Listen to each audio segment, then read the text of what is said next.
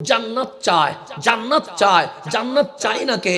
যে নামাজ পড়ে না সেও তো জান্নাত চায়, যে মদ খায় না, মদ খায় সেও তো জান্নাত চায়, যে জেনা করে সেও তো জান্নাত চায়, যে জুমার নামাজেও আসে না সেও তো জান্নাত চায়। সেই জন্য মাঝে মাঝে যুবকরা বলে হুজুর বিষয় হচ্ছে গুনাহ করি কেমনে জান্নাতে যাব। আমাদেরকে বিষয় দেয় আর কি, মাঝে মাঝে দেয় আর কি, অনেক মাহফিলে দেয় গুনাহ করি কেমনে জান্নাতে যাম, এটা হচ্ছে আমাদের বিষয়।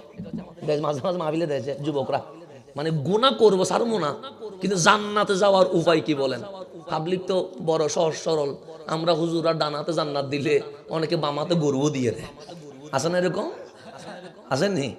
আছে। একবারও জিজ্ঞেস করে না হুজুর ডান হাতে যে জান্নাত দিলেন আপনি নিজে জান্নাতে যাবেননি?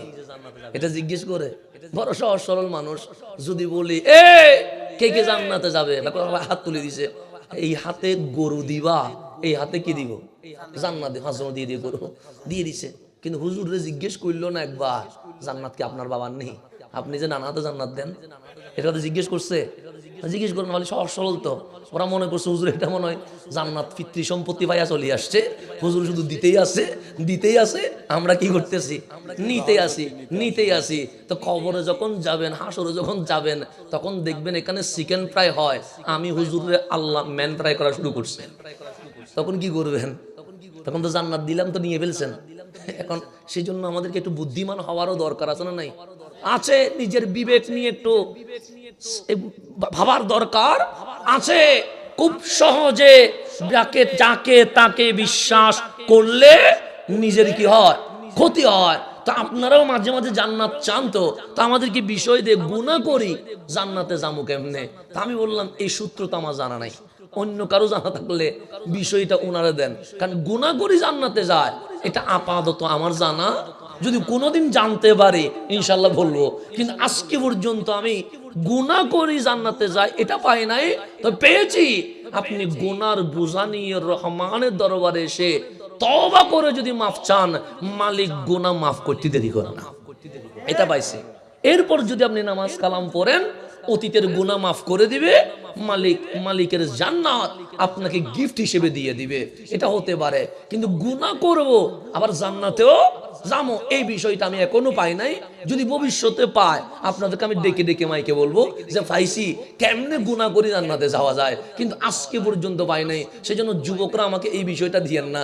অনেক মাহফিলে দিছে যে গুনাহ করে হুজুর কেমনে জান্নাতে যাওয়া যায়, এটা হচ্ছে বিষয়। কেন? কারণ যুবকরা তো এটাই চায় গুনাহ করি জান্নাতে যাবো কেমনে, কারণ নামাজ পড়িতে জান্নাতে যাওয়া কঠিন এটা জানে, রোজা রাখি জান্নাতে যাওয়া কঠিন এটা জানে, কোরআন পড়ে জান্নাতে যাওয়া কঠিন এটা জানে। সেজন্য আল্লাহ বলে জান্নাত বানাইছি, আকর্ষণ সৃষ্টি করছি, কিন্তু জান্নাতে যাওয়ার যে মেথড দিলাম এগুলো একটু কঠিন করে দিলাম। নামাজ পড়লে শক্তি যায় না, কিন্তু আল্লাহ একটু মনটাকে ঘুরাই দিছে।